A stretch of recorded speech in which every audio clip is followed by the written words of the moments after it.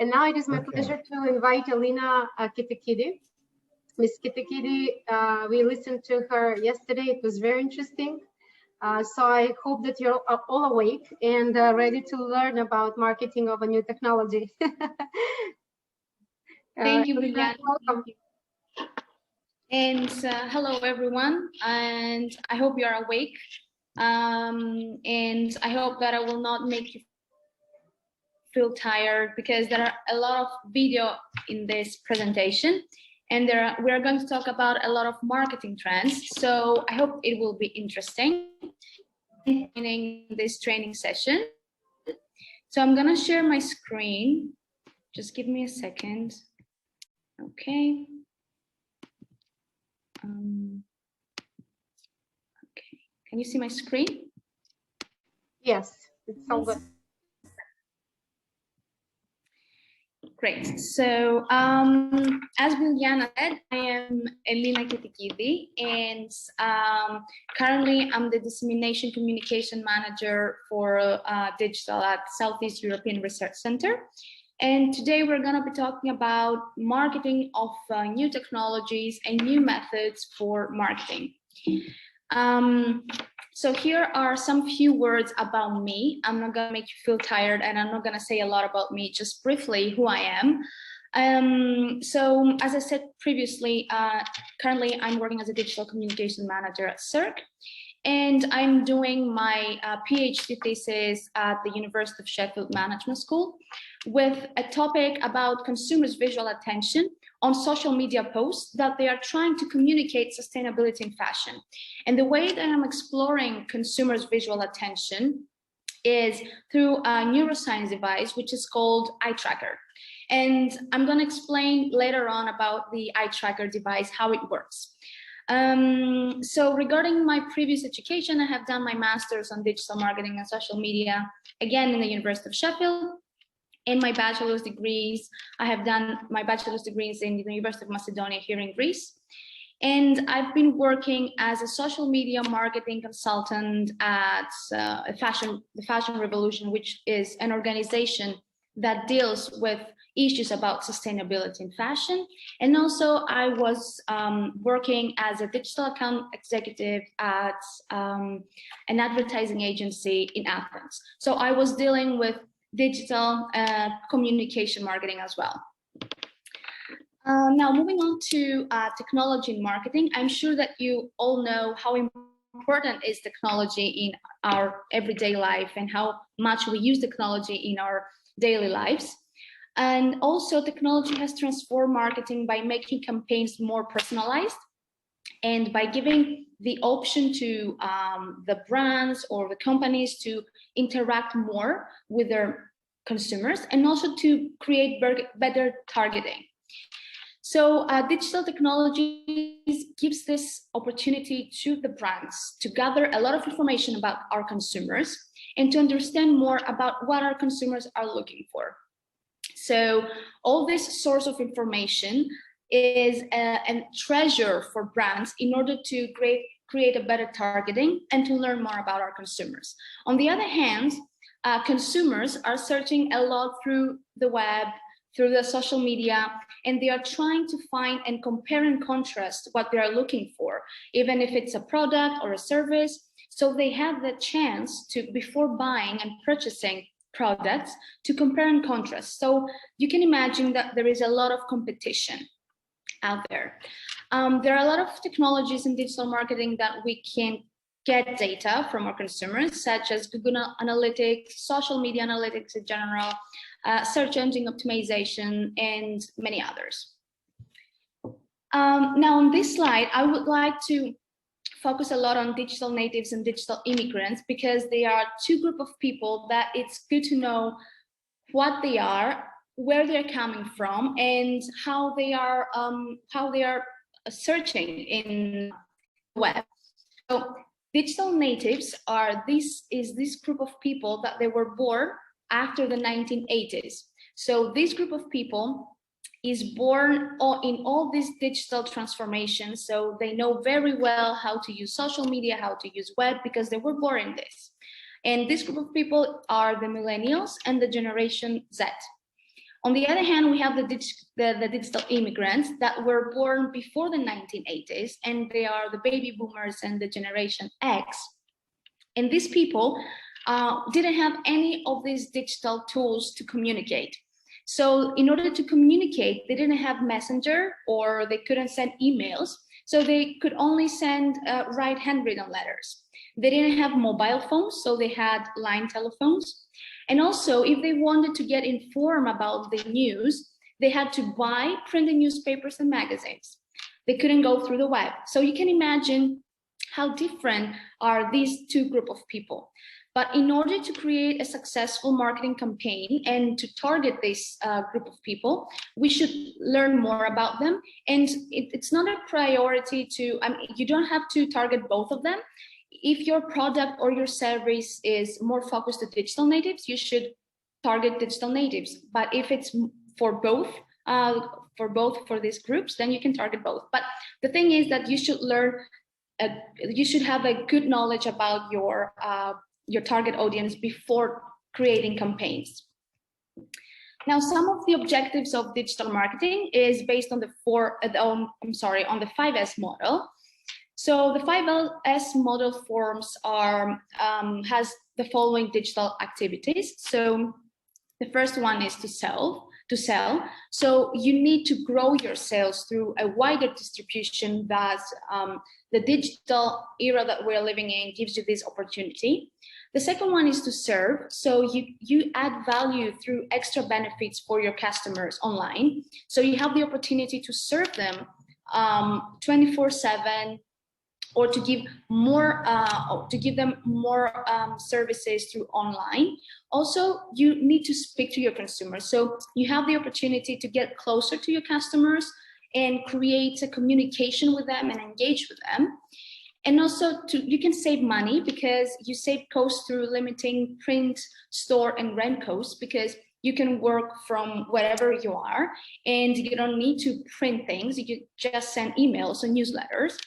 And the last one is to sizzle. So you want to extend the brand online through enhancing the online experience by using interactivity with your customers. So you have the opportunity to get closer to them by interacting with them. Here are some online statistics about social media and how important are in our everyday life. So according to researches, 60% of Instagram users said that they would find new products on social media platforms, which means that social media, and especially Instagram, is not only for having fun or for talking with your friends, it's also for finding new products and for engaging your consumers to buy.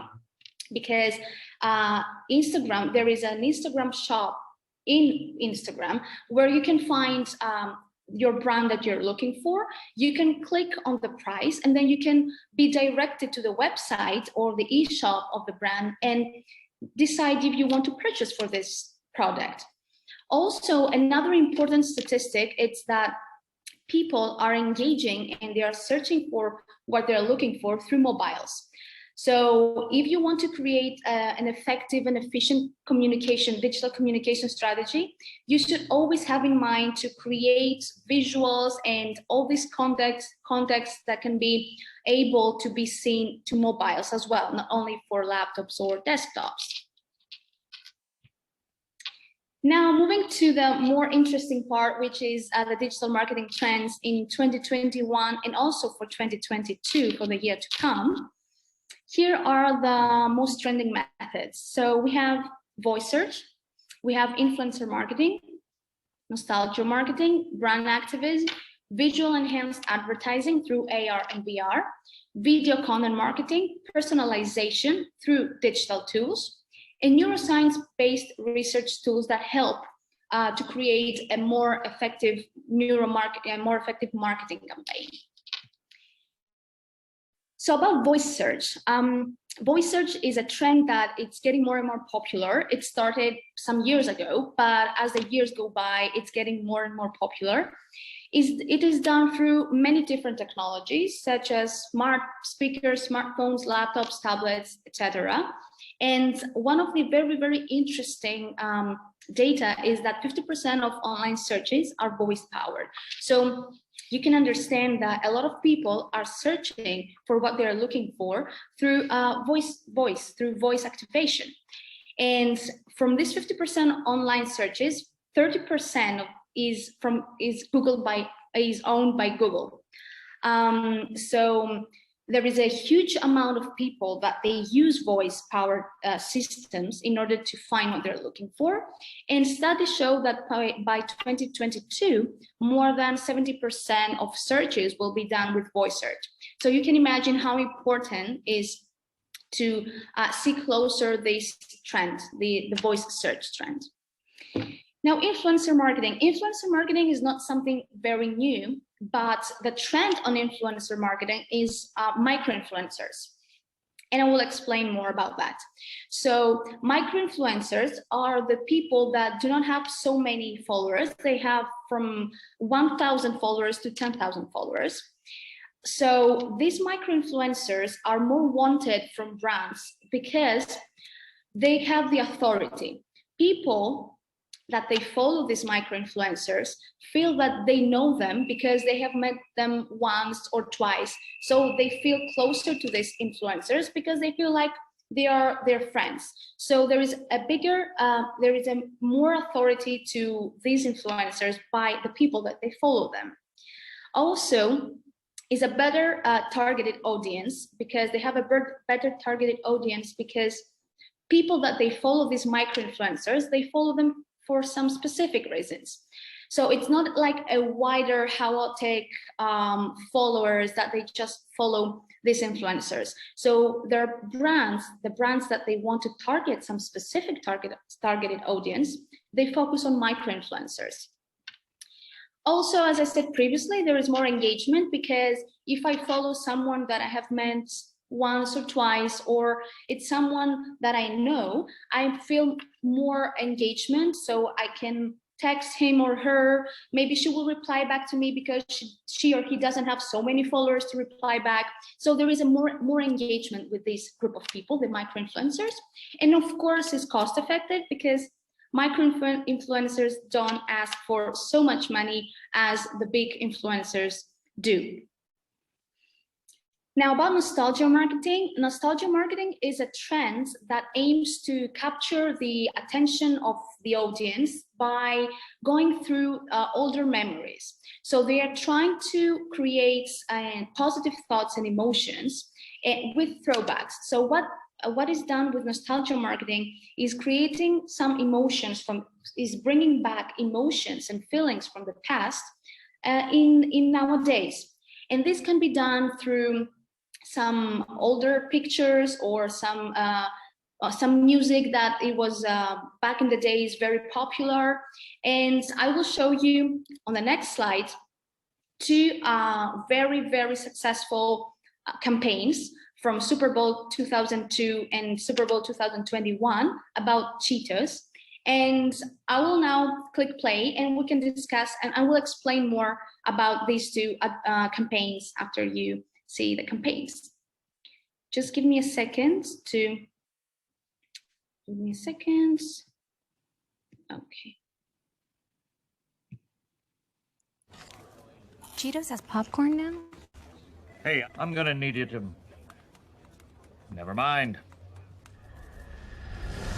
You can't touch this.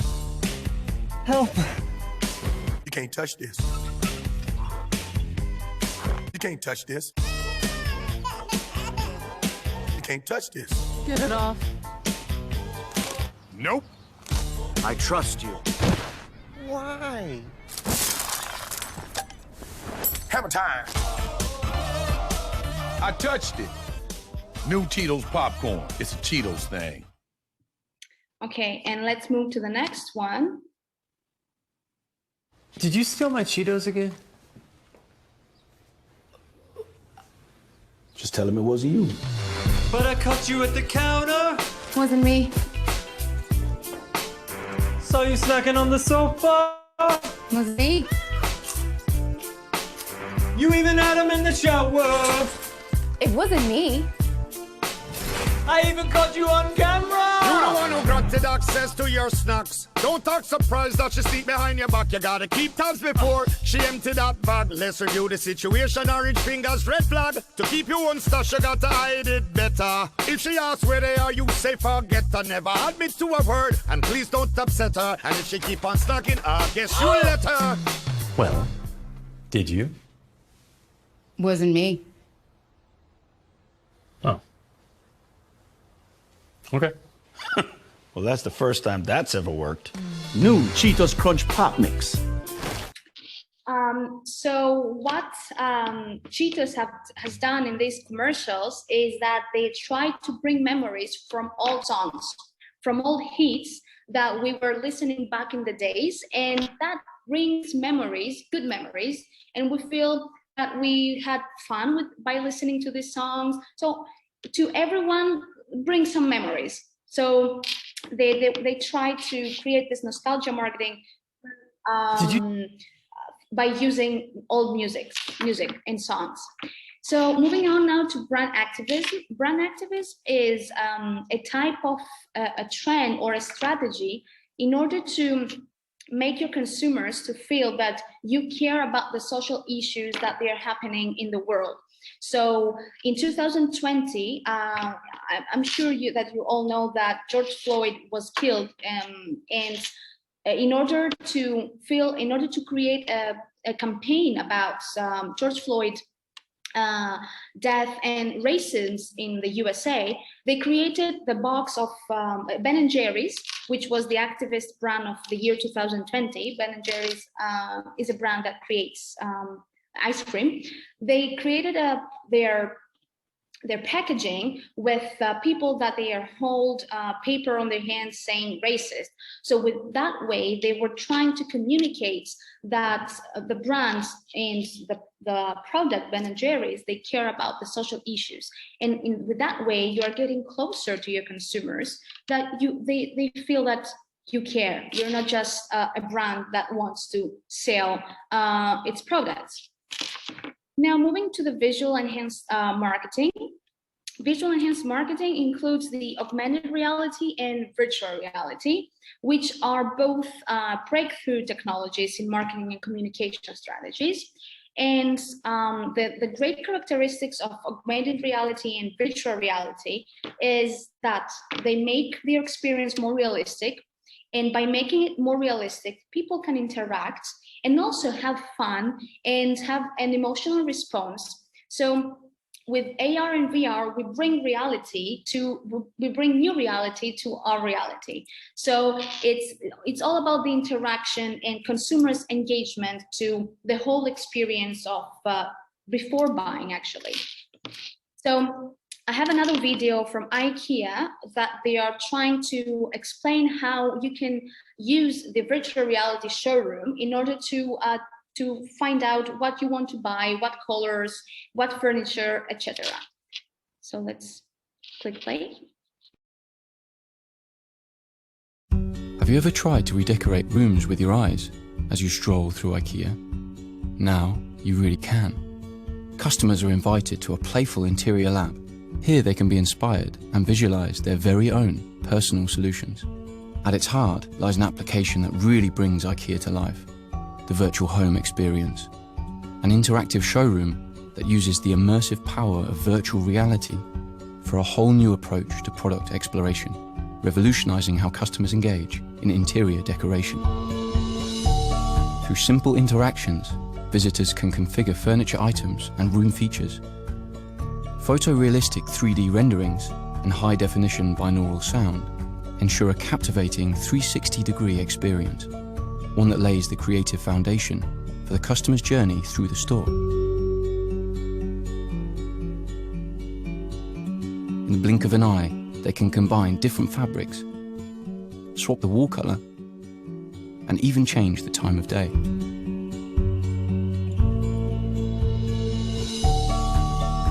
The virtual home experience not only positions IKEA once again as an inspiring and innovative company, it sets its customers free to think beyond their usual means, making the most out of their visit and truly finding their very own room for life.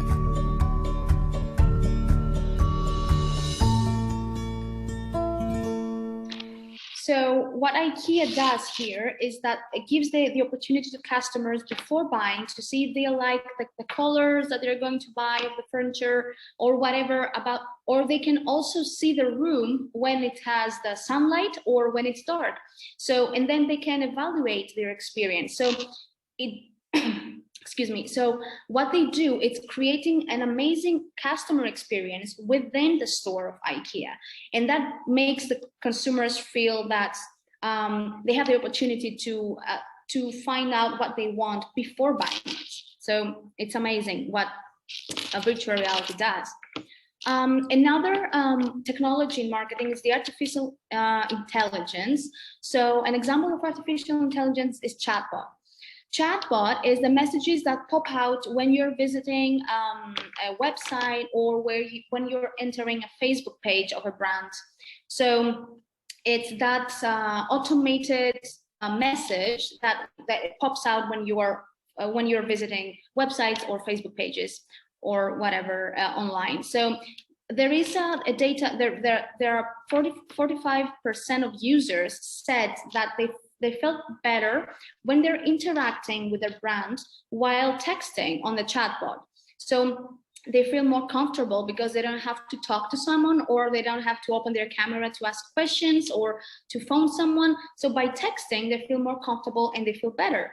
And also another very useful field that chatbot works very, very good is on customer care, because enterprises and companies, they use chatbots in order to be capable for supporting customers 24/7 and helping them help a large amount of customer requests.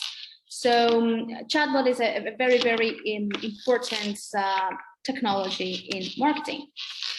Now, talking about personalization in marketing is not something new, but we have the opportunity to create a better targeting with the tools that we have from digital. So an example of personalization can be the chatbot or the pop-up messages. So for instance, when you're visiting a website for the first time, the pop-up message should be something like, hello, Anna. Welcome to our website. We are happy to see you here. How can we help you? For the third time or the fourth time, then the message cannot be the same. So the message can be something like, hello, Anna, welcome back. We are happy to seeing you again on our here. How can we help you? Or how was your experience from the last time? Something like that. So we need to personalize our messages and to create a more personalized targeting for our products and services, because we have the opportunity to do so through technology. And the personalization, as I said previously, needs a lot of data. You have to gather and get data, and more data. Then you have to generate your customer personas. So by gathering this data, you can create an amazing structure of how your customers look like or what they are searching for. And then you should map out your contents. And then you have to create your personalized content based on your customer personas. And then you should personalize the whole experience. So you have the opportunity to gather all this data and to make a better targeting and to create a more beautiful experience for your customers. Another trend, which is videos are being used for a long time, but now we have the opportunity through new technology to create better video content marketing, is a 360-degree video experience. And it's that videos that you can see, you can move with a cursor and you can see 360 experience, the whole video. Also the live videos nowadays are a lot of brands and a lot of influencers, they are using live videos in order to engage with their consumers or with their followers and to make them feel that they are friends and get more closer to them. And another format of video is a search optimized video. So you should, if you are a brand that sells cosmetics, then you should create videos that are optimized about cosmetics. You should be very focused on what you are showing, because people will search for you about this specific thing. And also another format is educational videos. Nowadays, everyone has a very fast-pacing life, and we want to gather information and to learn things very easily. And the one way to doing so is going through the YouTube and find short videos, short informative videos, and learn about marketing or whatever we are looking for. And also vlogs. Vlogs, it's a great video format for brands in order to communicate information about their brand. Now moving on to the neuroscience and neuroscience devices on digital marketing. Neuroscience is a science that tries to explore the brain, human brain, and to give better data about what consumers are looking for. So we have neuromarketing with the help of neuroscience devices. And some very, very interesting neuroscience devices, one of the very interesting neuroscience devices is the facial coding. So what facial coding does is that it measures the movements of your face while you are watching a video or a campaign or social media posts. So there are sensors that they're able to capture if you are happy, if you are feeling sad, if you are feeling disgust, surprised, whatever, by measuring your facial muscles when they are moving. So we can understand if you felt happy while you were seeing our new campaign, or if you felt disgust. So it gives you an amazing data about how your consumers feel when you're watching your campaign, for instance. Another neuroscience device, it's the galvanic skin response.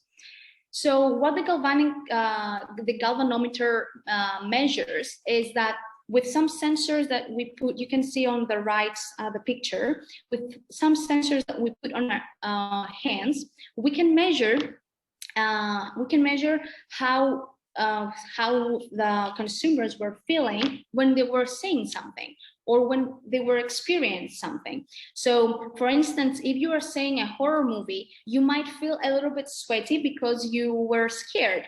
So with a galvanometer, we can measure this and we can understand your emotional state while you're seeing something or while you're experiencing something. Another very interesting neuroscience device is the EEG. So the EEG, you can see the headbands on the right. The EEG, it actually measures the brain electricity activity and how your brain waves, the brain waves of your brain while you're seeing something or while you're experiencing something. So there are a lot of sensors on this headband which measures the brain waves. So for instance, if you are seeing a romantic movie, your heart beats more smoothly, it is more calm, and the brain waves are more calm as well. If you are seeing a horror movie, your heart beats very fast and the brain waves are moving faster as well. So we can understand your emotional state as well by using this EEG headband. And last but not least is the eye tracking, the one that I'm using on my PhD thesis. And the eye tracking technology measures the eye movements when you are seeing something, when you are seeing a social media post, a video, or whatever. So by using this eye tracking technology, we can understand what attracts very quickly the attention of consumers' eyes and for how long. So if something has attracted very quickly and for a longer duration consumers' eyes, that means that the consumer finds it very, very interesting, or he or she wants to learn more about it. So there is a higher cognitive load. And there are two ways of measuring the eye movements with the eye tracker. So the first one, as you can see on the left, the first picture, it's by putting the eye tracking device on the laptop or on the desktop, and that calibrates the eyes and then it can see where you are fixating when you are seeing a video or social media posts or whatever, a website. And the other one is the eye tracking sunglasses, as you can see on the right down. And we can use these glasses if we want to make a research on supermarkets or stores. So people can put these glasses and move on the store, and we can capture what they're looking for or where the eyes have fixated. So I have a video from Coca-Cola that Coca-Cola uses neuromarketing for many, many years now. And I will show you this video, which is about eye tracking, and then I can explain more about it.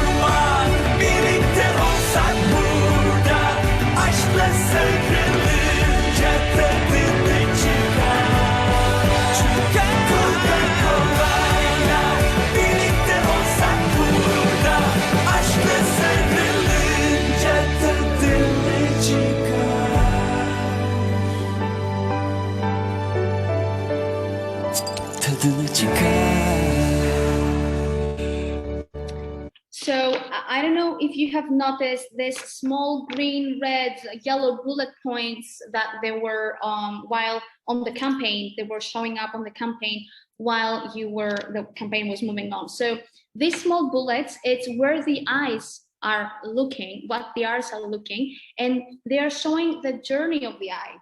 So it's amazing because we can see exactly where people are fixating when they are seeing our campaign. And another eye tracking study has been done for IKEA, and this study has been done with the glasses, with the eye tracking glasses that I said previously. So there is a consumer on the IKEA store that has put on the glasses, and he moves on the store. So let's see what he looks at. We are at IKEA Barkarby, just outside Stockholm, Sweden. Imagine if you could see what your customers see, what insights that would hold. Today we get the opportunity to follow one of our customers on a journey through the store.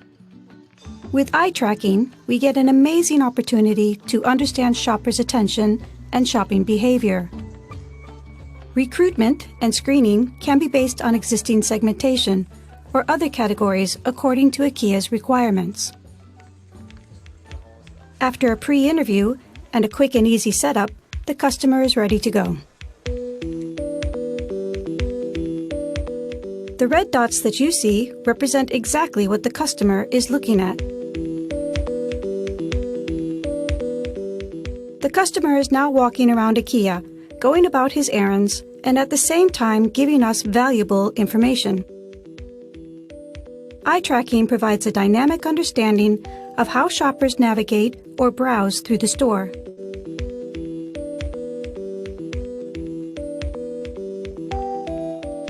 Another customer's IKEA shopping bag with wood hangers attracts attention. A few minutes later, he reaches a bin of hangers and instantly picks up a pack. Let's stop for a moment and look at his eye movements. The gaze plot visualization shows that it is the product that attracts the customer.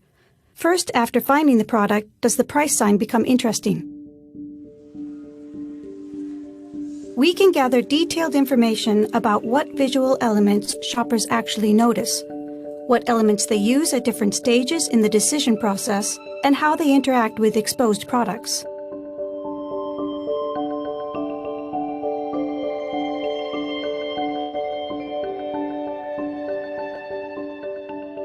Floor signs can be very effective in guiding the customer and making the shopping journey easier.